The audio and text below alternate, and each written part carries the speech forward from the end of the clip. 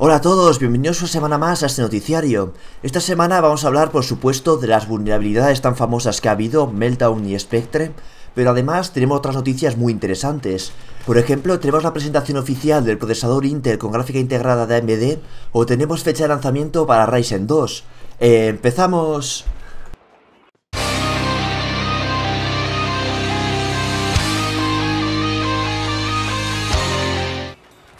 Vamos a empezar por la que claramente ha sido la noticia de la semana, la vulnerabilidad en procesadores Intel, aunque luego hemos sabido que también afectaba a otros procesadores. A principios de semana, cuando todo esto explotó, todavía no teníamos información demasiado clara. Hoy ya sabemos exactamente lo que ha pasado y qué consecuencias vamos a tener. Existen dos vulnerabilidades. La primera es Meltdown. Esta afectaría a todos los procesadores Intel y a algunos procesadores basados en la arquitectura ARM. Meltdown permite que un programa sin autorización lea nuestro disco duro, pueda leer la memoria reservada para otro proceso o incluso pueda acceder a la memoria reservada para el kernel. Meltdown es la vulnerabilidad más problemática porque solucionarla requiere que se cambie la forma en la que se almacenan los datos en memoria y esto puede provocar pérdidas de rendimiento. Ese 30% de rendimiento del que se ha hablado mucho esta semana se refiere al parche para Meltdown. Aunque bueno, ya visteis en el vídeo que subí que eso de 30% de pérdida de rendimiento es más clickbait que otra cosa, y luego hablaremos un poquito más de ello. La segunda vulnerabilidad es Spectre. Es bastante similar a Meltdown. La principal diferencia con Meltdown sería qué es lo que provoca la vulnerabilidad, pero las consecuencias son muy parecidas. Un proceso podría acceder a la memoria virtual de otro programa. Es decir, un proceso podría por ejemplo acceder a ver que estás tecleando en Google Chrome para sacar tus contraseñas. Esta vulnerabilidad, a diferencia de Meltdown, afectaría a todo el mundo, es decir, procesadores Intel, procesadores AMD incluidos los Ryzen y procesadores ARM. Con Spectre tenemos una parte buena y una parte mala. La parte buena es que los parches para Spectre tienen una pérdida de rendimiento prácticamente inexistente. La segunda parte buena es que aprovecharse de la vulnerabilidad de Spectre es muchísimo más complicado que aprovecharse de Meltdown. El proceso para utilizar esta vulnerabilidad es bastante complejo. ¿Cuál es la parte mala? Que para aprovecharse de Spectre no hay un solo método. Spectre se refiere a todo un conjunto de ataques. Actualmente el foco de atención está en tres tipos de ataque que son los más peligrosos. Los procesadores de Intel hacen pleno son vulnerables a los tres tipos de ataque y los procesadores de AMD, según AMD, solo son vulnerables a uno de estos tipos de ataque. El problema es que existen más, y para algunos de ellos todavía no se conoce solución alguna. Además, se ha podido comprobar que se puede aprovechar la vulnerabilidad de Spectre simplemente con código JavaScript en una página web. Es decir, no necesitarían instalarlos nada en nuestro ordenador, no necesitamos que se nos meta ningún virus. Simplemente accediendo a una página web, el código JavaScript de esa página podría aprovechar esta vulnerabilidad. De todas formas, aquí calma, Windows ya se ha actualizado, además esta vulnerabilidad es muy compleja de aprovechar y una vez parcheados los principales métodos de ataque, el resto son cosas muy complejas, muy específicas y es muy poco probable que en el futuro creen algún tipo de problema o se lleguen a aprovechar. Si queréis estar seguros, mantener vuestro Windows actualizado y cuando salgan actualizaciones para vuestra placa base instalarlas, porque parte de los parches va a venir a las actualizaciones de BIOS. Pero el principal problema, como ya dije en el vídeo sobre esta vulnerabilidad, está en el mundo de los servidores. Y bueno, respecto a lo que más parece estar preocupando esta semana a la gente, las pérdidas de rendimiento. Durante esta semana se ha hecho infinidad de pruebas y en uso doméstico no hay pérdida de rendimiento alguna.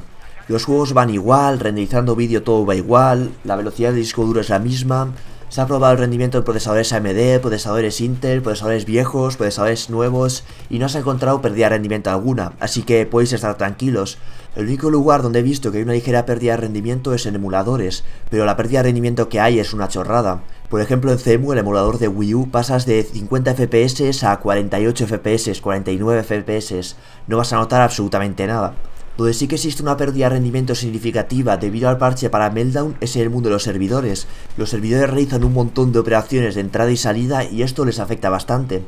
Los desarrolladores de Fortnite, un juego online que tiene un modo muy parecido al PlayerUnknown's Battlegrounds, han enseñado una gráfica que muestra el uso de sus servidores y se puede ver claramente que cuando aplicaron el parche para Meltdown, el uso de sus servidores se disparó.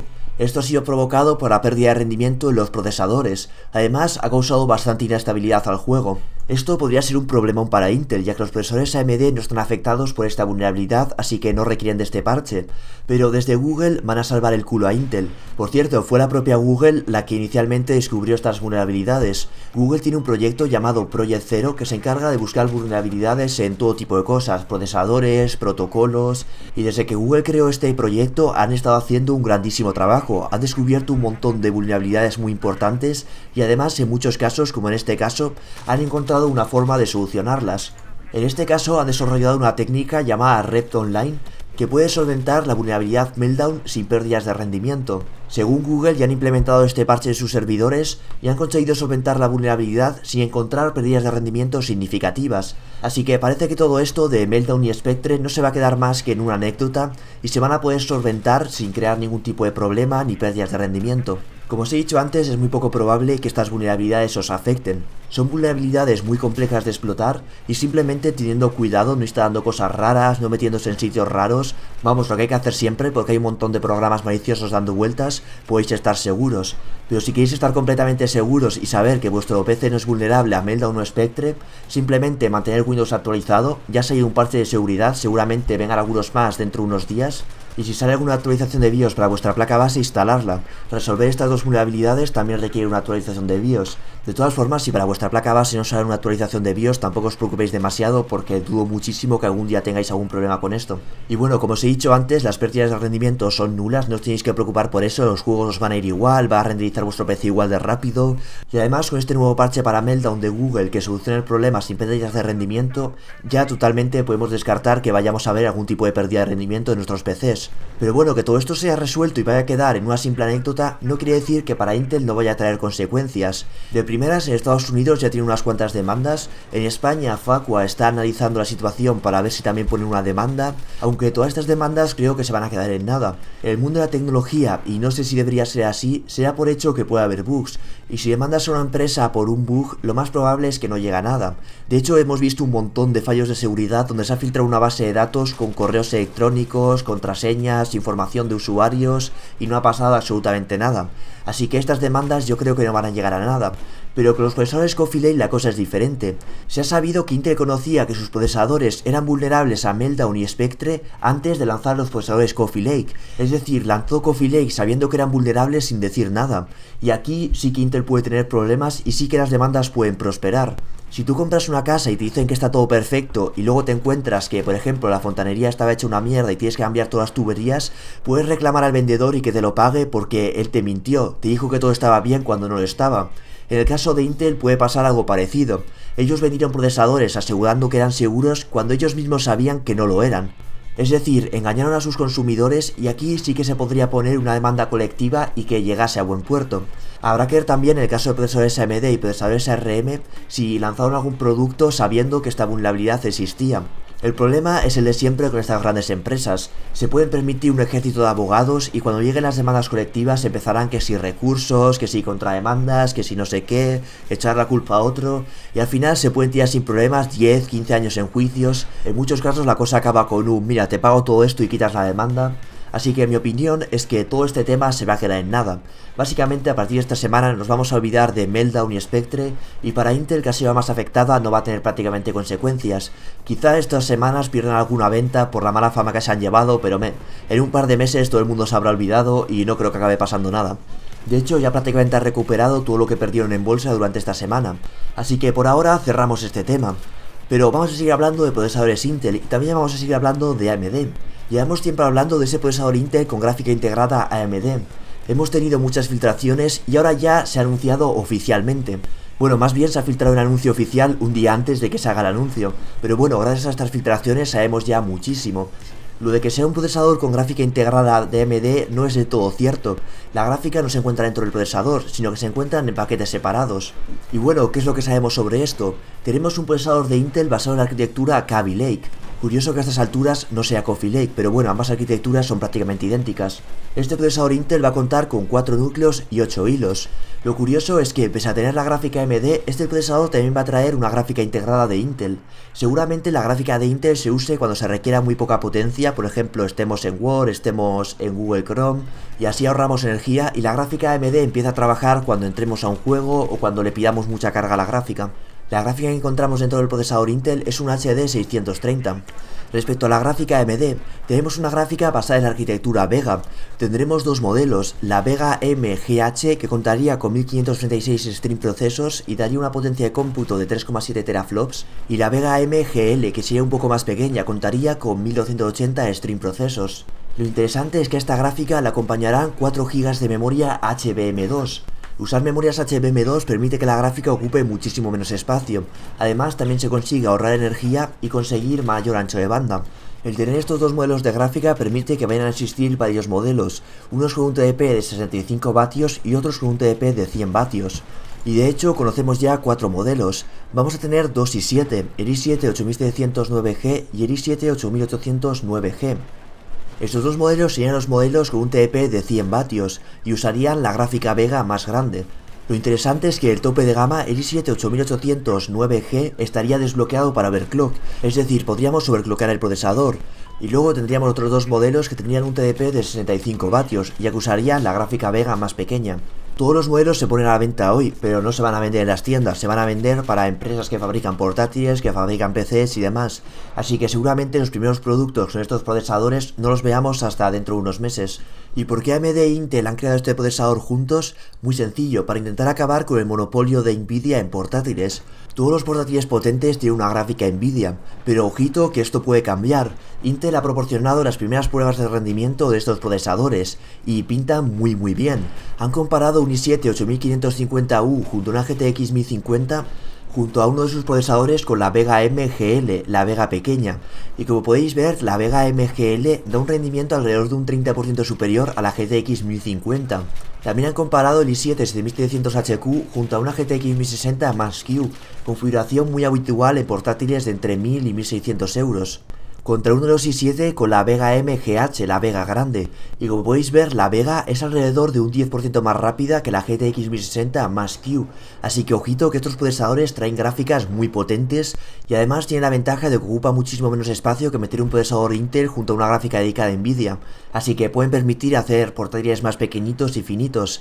Habrá que ver cuando salgan al mercado cómo rinden de verdad, cómo es la duración de batería en comparación a meter un i7 y una gráfica Nvidia, pero me da a mí que durante este año vamos a ver muchísimos portátiles con estos procesadores de la serie G de Intel. Y bueno, Vega, que hasta ahora en sobremesa ha sido un desastre, puede ser que en el mundo de los portátiles acabe siendo un éxito. Y bueno, ¿qué hay de AMD y de su Ryzen 2? Seguimos sabiendo muy poco de la segunda generación de Ryzen 2, lo único que sabemos es que van a venir en un proceso de fabricación mejorado respecto a Ryzen 1 y eso les debería permitir alcanzar frecuencias más altas que los Ryzen actuales. Además esperamos que AMD haya resuelto problemas de arquitectura como los problemas con el soporte de memorias, aunque no se espera que haya ningún cambio de arquitectura para mejorar el rendimiento. Básicamente van a ser los Ryzen 1 en un proceso de fabricación mejorado. Pero aún así seguimos sin saber prácticamente nada, no sabemos qué frecuencias van a alcanzar, no sabemos rendimientos, no sabemos prácticamente nada. Supongo que todas estas cosas se empezarán a filtrar las próximas semanas, pero desde AMD sí que nos han confirmado algo, y es cuando van a salir los Ryzen 2.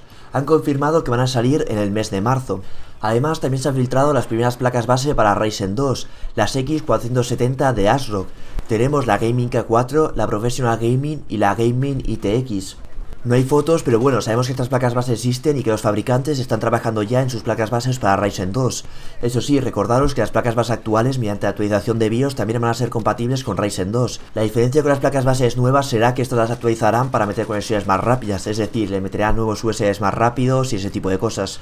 Junto a estas placas base también se han filtrado nuevas placas base para Intel, en concreto las HD310, B360 y H370. Estas placas base ya sabíamos que se iban a lanzar a principios de año y van a ser las placas base de gama media y gama baja para Coffee Lake. Lo interesante es que junto a estas placas base también se han filtrado las primeras placas base Z390. No tenemos ni idea de qué van a ser las placas base Z390. Al principio se especulaba que iban a ser para los procesadores de 8 núcleos que iba a lanzar Intel en la gama doméstica, pero finalmente parece prácticamente descartado que los 8 núcleos vayan a llegar a la gama doméstica de Intel este año. Así que, ¿qué son estas Z390? Sabemos que hacia primavera Intel va a renovar sus procesadores Coffee Lake, pero van a ser simplemente refritos, igual que pasó con el salto de Skylake a Kaby Lake, así que podrían ser placas base para estos procesadores. Yo creo que Intel va a hacer algo muy similar a lo que va a hacer AMD. Van a lanzar esta Z390 hacia primavera junto a sus nuevos procesadores simplemente por actualizar las Z370 actuales, meterles conexiones más rápidas y ese tipo de cosas, y seguramente las Z370 sigan siendo compatibles con los nuevos procesadores. En Intel los chipsets suelen durar 2 generaciones, y además no tendría sentido lanzar ahora las H310, B360 y esas placas base si no van a ser compatibles con los procesadores que lancen en unos meses. Pero bueno, respecto a Ryzen 2 y los nuevos Intel, seguramente tengamos más noticias en las próximas semanas y empecemos a conocer cada vez más cosas. Nos vamos ahora al mundo de las tarjetas gráficas.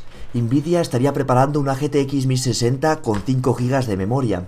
Básicamente sería idéntica a la GTX 1060 de 6 GB, pero le habrían quitado un chip de memoria, por lo que se quedaría con 5 GB y un poco menos de ancho de banda. Esta gráfica sería exclusiva para el mercado asiático y se vendería a cibercafés. ¿Por qué razón va a hacer Nvidia esto? El precio de la memoria no hace más que subir, así que la forma de poder mantener los precios es quitar memoria. Esto mismo que ha hecho Nvidia también lo estamos viendo en algunos fabricantes de teléfonos móviles. Fabricantes como Xiaomi están lanzando modelos de sus móviles con 6 GB de RAM, con 4 GB de RAM para poder bajar precios. Los precios de las memorias se están disparando y de hecho están subiendo tanto que están empezando a enfadar a China. El Departamento de Supervisión de Precios de China ha anunciado que va a empezar a investigar a los fabricantes de memoria para ver si están poniendo de acuerdo entre ellos para subir los precios, cosa que están haciendo. Se han puesto de acuerdo para mantener la producción baja y que los precios se disparen. Así que esperemos que esta investigación llegue a algún sitio y consiga solucionar el problema de los precios de las memorias, porque están subiendo los precios demasiado altos. Lo del precio de la RAM es ya un cachondeo. Antes te podías montar 16 GB de RAM por 70-80 euros y ahora te tienes que gastar más de 200 euros. Yo me acuerdo que cuando me compré mi Ryzen estuve mirando memorias y memorias 3200 MHz que antes costaban 140-150 euros, que ya eran muy caras en aquel entonces porque habían subido muchísimo, ahora mismo están por 260-280 euros, es una locura. Así que espero que el Departamento de Supervisión de Precios de China les pegue un toque a los fabricantes de memoria y esto empiece a cambiar. Y bueno, respecto a gráficas AMD, hemos hablado en anteriores noticiarios de su actualización de drivers a Adrenalin, que traía muchísimas mejoras, pero aparte de estas mejoras también ha traído problemas, en concreto con juegos basados en DirectX 9. Muchos juegos DirectX 9 han dejado de funcionar. Al principio desde AMD dijeron que se la sudaba completamente, que no iban a perder el tiempo en arreglar juegos DirectX 9, pero después de que un montón de gente se quejase porque algunos de los juegos que estaban fallando eran juegos muy conocidos como The Witcher o Sin City, al final han cambiado de idea y sí que van a solucionar los problemas con DirectX 9. Parece ser que los problemas venían con un motor gráfico en concreto, el motor Sage, y ya han lanzado una versión de drivers beta para solucionar el problema.